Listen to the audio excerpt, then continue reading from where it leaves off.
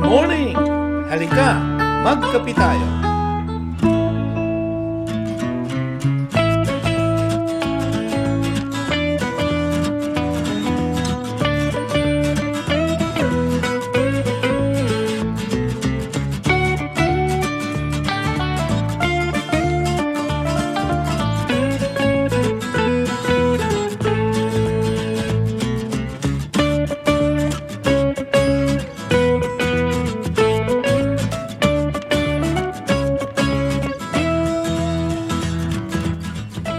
Welcome to the Morning Coffee with Father Jerry.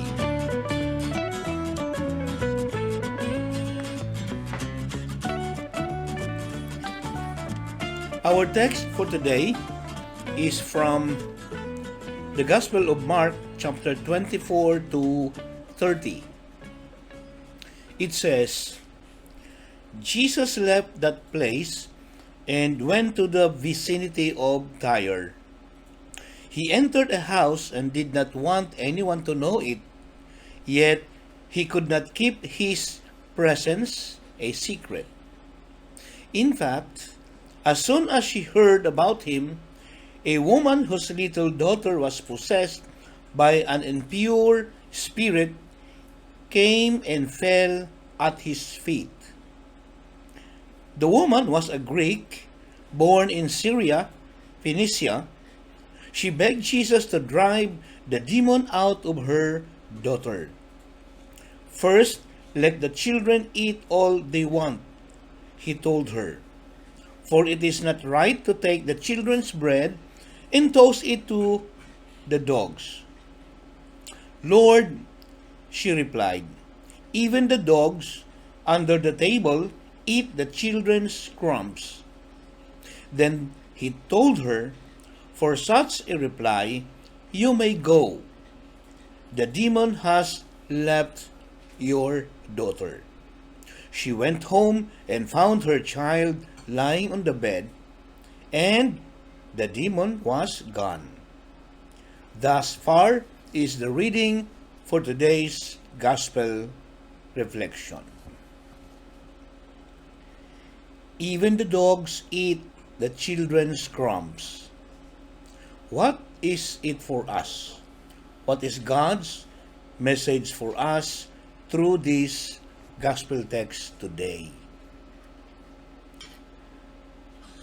Let us remember that those who truly love will go the extra mile just to help and ease the pain of a beloved. This gospel passage today is an example to this. This Greek woman is a mother whose daughter is being possessed by an impure spirit. She knows that no self-respecting Jew would help her, or at least entertain her. But her pure love of her daughter motivated her to go beyond the boundaries to get the attention of Jesus while she humbly presented her plea in front of a seemingly negative answer. She swallowed her pride and continued on. Her love of her daughter is more important than her pride. That is why she is able to get the attention she needed from the Lord by not giving up. The gospel reading begins as Jesus tries to escape from the crowds of people.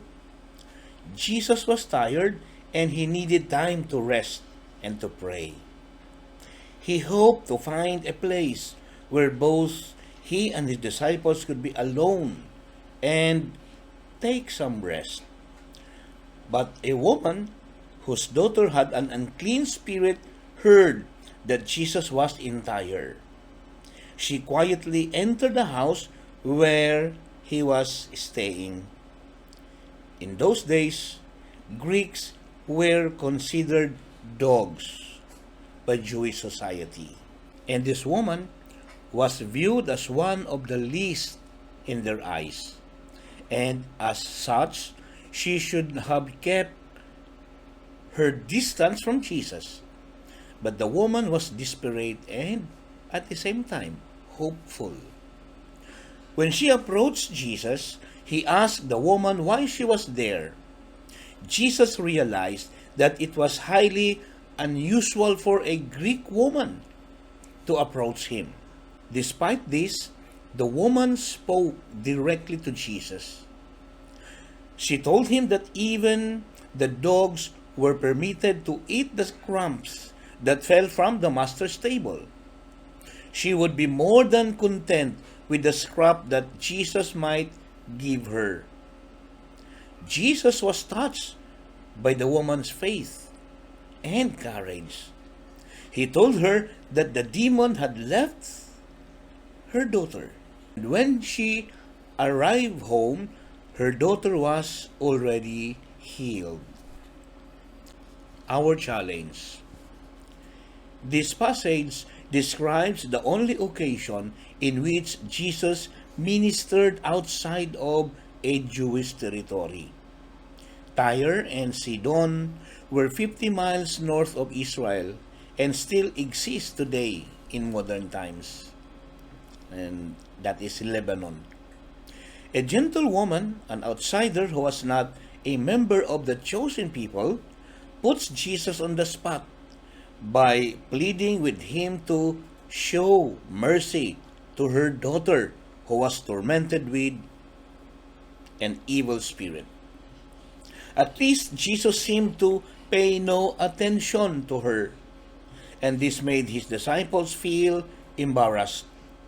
Jesus was likely did this not to put the woman off, but rather to test her sincerity and to awaken her faith. What did Jesus mean by the expression throwing bread to the dogs? For the Greeks, the dog was a symbol of dishonor and was used to describe a shameless and audacious woman.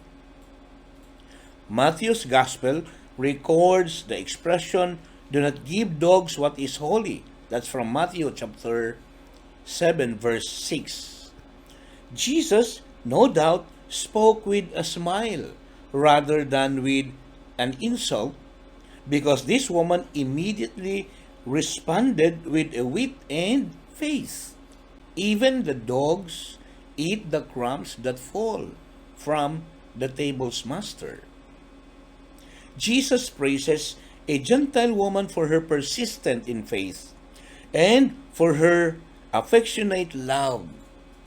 She made the misery of her child her own, and she was willing to suffer to obtain healing for her loved one. No one who ever sought Jesus with faith, whether Jew or Gentile, take note, was refused of help. What will you ask Jesus today? He is waiting for you. Let us pray. Lord Jesus, your love and mercy knows no bounds.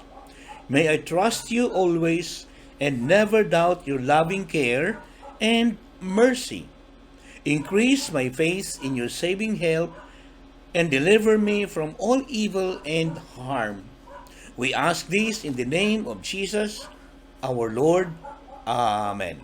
Okay? So, paano ito mga kapatid? Don't forget to finish your coffee. Thank you so much. Magandang buhay sa ating lahat. May God bless us all. See you tomorrow.